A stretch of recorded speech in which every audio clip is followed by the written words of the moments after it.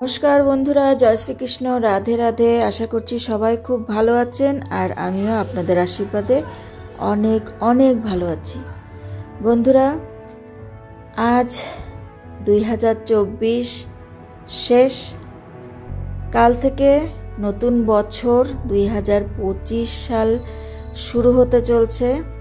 আশা করব এই বছর আপনারা যা যা মনের ইচ্ছা পূরণ করতে পারলেন না আগামী বছর, সেগুলো সব আপনাদের মনের ইচ্ছা পূরণ হোক।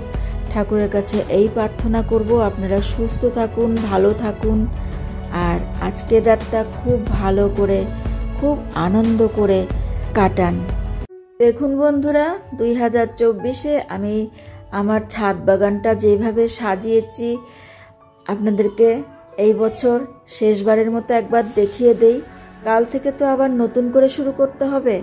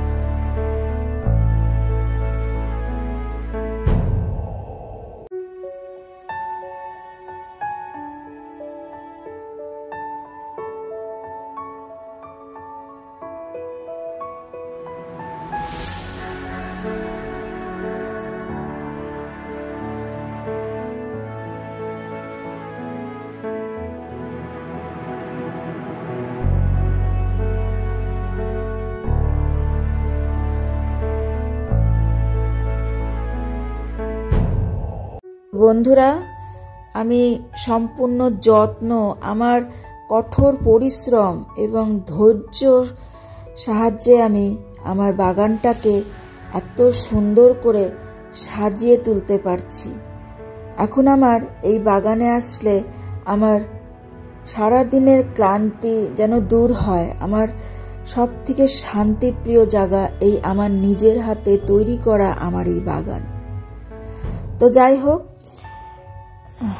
আজকে বলবো এই গাঁদা ফুল নিয়ে কথা। শীতের সিজন, আমরা সবাই এখন অনেক অনেক গাঁদা ফুল করব। গাঁদা ফুল দিয়ে আমাদের ব্যালকনি, ছাদ বাগান সাজাবো।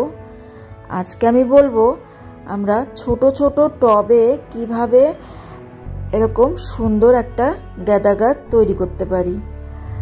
বন্ধুরা, প্রথমেই বলবো এরকম ছোট ছোট টবে আপনারা কিন্তু ছোট ছোট গাঁদা গাছই বসাবেন।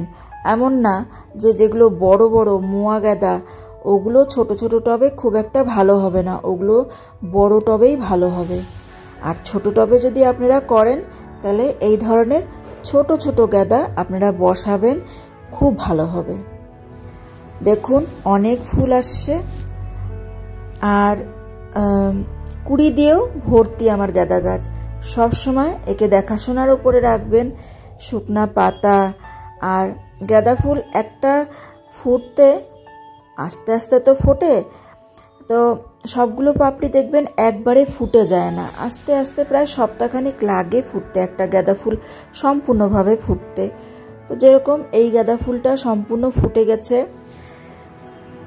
তো এরকম ফোটা গাঁদা ফুল আপনারা আর আপনাদের গাছে রাখবেন না, এতে গাঁদা ফুল খুব একটা ফুল আসবে না, তাতে কুড়িয়ে আসবে না। তাতে আপনারা ফুলটা ফুটে গেল, প্রথমে ভাল লাগলো দেখতে, রাখলেন গাছে কিছুদিন, তারপরে যখন পুরো ফুলটা ফুটে গেল আপনারা ভগবানের পুজোর কাজেই লাগান না, ঘরে আপনারা ঠাকুরের পুজোর কাজেই লাগান। আর কেটে নিন, কেটে নিয়ে ঘরের পুজোর কাজে লাগান, দেখবেন আরও অনেক কুড়ি আসবে, আরও গাঁদা ফুল ফুটবে বেশি। আর এইভাবে অনেক কুড়ি আসবে। আর যদি পাতা শুকিয়ে যায়, পাতাগুলো পরিষ্কার করে রাখবেন, গাছটা দেখতে অনেক বেশি সুন্দর লাগবে। গাছের মধ্যে যেন কোনো রকম আবর্জনা লেগে না থাকে, কোনো রকম পুরনো পাতা, কোনো রকম শুকনো পাতা। সবসময় আপনারা দেখাশোনার মধ্যে আপনার গাছটাকে রাখুন, পরিষ্কার করে রাখুন, দেখতে অনেক সুন্দর লাগবে। যেমন আমার বাগানটা আমি যেভাবে করে রাখতে পছন্দ করি, আমি নিজের মতো করেই আপনাদের সঙ্গে কথা বলছি। দেখুন আমি এই জায়গায় আমার গাঁদা চারাটা রাখলাম, ভাল লাগছে দেখতে। তো আজকে এই ছোট্টই ছিল ভিডিও। তো ভালো থাকুন, সুস্থ থাকুন, আর ভিডিওটা যদি ভালো লাগে অবশ্যই লাইক, কমেন্ট, শেয়ার করুন। আমার চ্যানেলটাকে সাবস্ক্রাইব করে আমার পাশে থাকুন। আবার দেখা হচ্ছে নতুন বছরে নতুন কোনো ভিডিও নিয়ে। ততক্ষণ ভালো থাকুন, সুস্থ থাকুন।